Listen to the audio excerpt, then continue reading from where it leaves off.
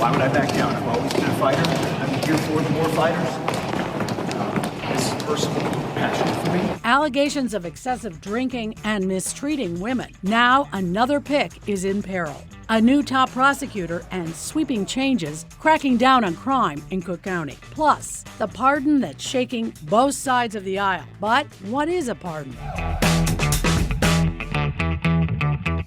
This is The Brief. I'm Marianne Ahern. Let's start with President Biden pardoning his son, Hunter. Biden said he wouldn't do it, and of course, it's causing quite a controversy, not just with Republicans, but some Democrats. That is my first takeaway of the week. There is renewed interest in the presidential power to pardon people. So first, what is a pardon? It's forgiveness for a crime. It gives someone back their rights after a criminal conviction, like voting, sitting on a jury, and the right to own a gun. More commonly, presidents issue what's called a commutation. That reduces the time someone spends in prison. And an important note, President Biden has granted fewer than both former Presidents Obama and Trump. I think he has the lowest number dating back to approximately 1900. Other than President George W. Bush. Professor Erica Zunkel from the University of Chicago Law School says all modern presidents have faced scrutiny for pardons. There are guidelines to the pardons. The Department of Justice says they can be issued at least 5 years after a sentence is completed. Biden didn't do that for Hunter. Trump bypassed that process in his first term as well. He issued pardons and commutations for former advisors and people close to him, like Michael Flynn, Steve Bannon, and Paul Manafort, plus Charles Kushner, the father of his son-in-law. Trump just nominated Kushner as ambassador to France. And add to that list of pardons by Trump, Casey Urlacher, yes, the brother of former Bears linebacker Brian Urlacher and the mayor of Mettawa, Illinois. He also commuted the sentence of Rod Blagojevich. And we only hear about the high-profile cases. I would say there's a number of people that President Trump commuted sentences of nonviolent drug offenders, people that you don't hear about in the headlines that were very worthy commutations, people very, very deserving. Zunkel adds most of Biden's commutations have been what she would call low-hanging fruit, nonviolent offenses and some drug offenses. At the same time, the White House says look for even more announcements coming soon. One of those could be former Illinois Congressman Jesse Jackson Jr. Reverend Jackson wrote this letter to President Biden asking for one. The presidential power is unfettered by the Constitution of the United States. It truly is, in the founders' thinking, the grace of God. And so I hope that the president looks upon my life, looks upon the lives of millions of men and women in our city, in our state, in our country, who have not reoffended. They're not the president's son, but no less their lives are equally as important as the president's son. Jackson Jr. says the pardon will mean he is forgiven by the American people, and that was his past, not his future. And once President-elect Trump takes office, look for him to perhaps pardon those involved in the January 6th insurrection. My second key takeaway this week, a new top attorney in Cook County. According to the best of my ability. Congratulations.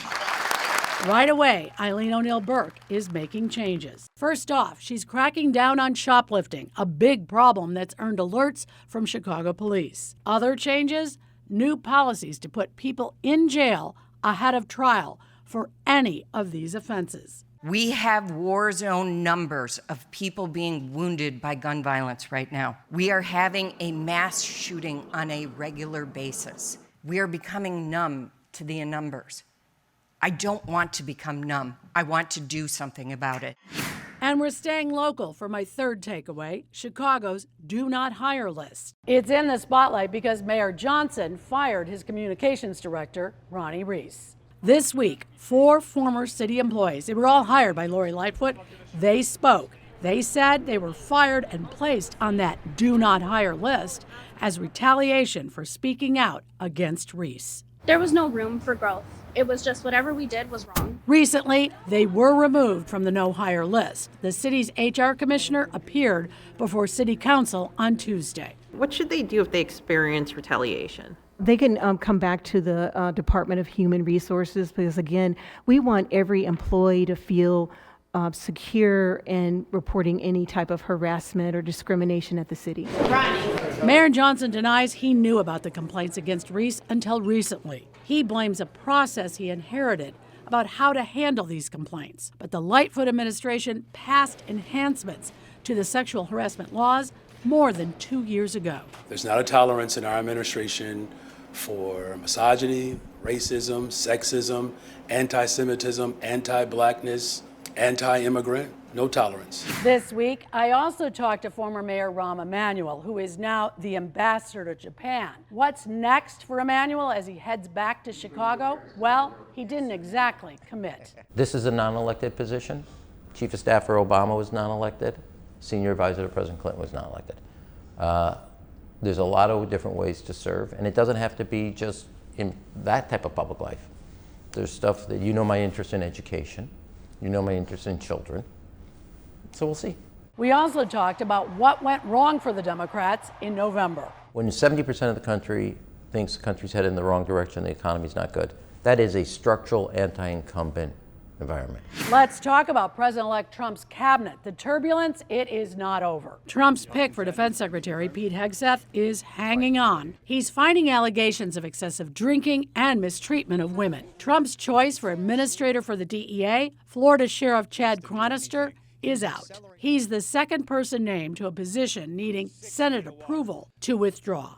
And Kash Patel, picked for director of the FBI. He has a reputation for being the ultimate Trump loyalist and called for a purge of people seen as Trump enemies from the FBI. Donald Trump, of course, making big headlines, not even sworn into office just yet. The 20th Amendment sets the terms. It happens on January 20th, 2025 on the West Lawn of the U.S. Capitol. It also happens to be the Martin Luther King holiday. The oath of office, not just by Donald Trump, but also J.D. Vance, the same oath since 1884. There will be an inaugural address after the oath. Live music is expected. Toby Keith and Three Doors Down back in 2017, and then a parade down Pennsylvania Avenue. He's not the first president to serve non-consecutive terms. Trump will be known as the 45th and 47th president, having lost to Joe Biden but defeating Hillary Clinton in 2016. Grover Cleveland, back in the 1880s, he faced Benjamin Harrison twice. Besides the festivities at the Capitol, that evening there will be inaugural parties throughout Washington, D.C., and we will be watching to see if the newly elected sworn-in president will be signing any executive orders carrying through on his campaign promises. What am I watching for next week? More on the Trump cabinet. Chicago, the budget, the deadline getting even closer. This is The Brief. Thanks for checking in.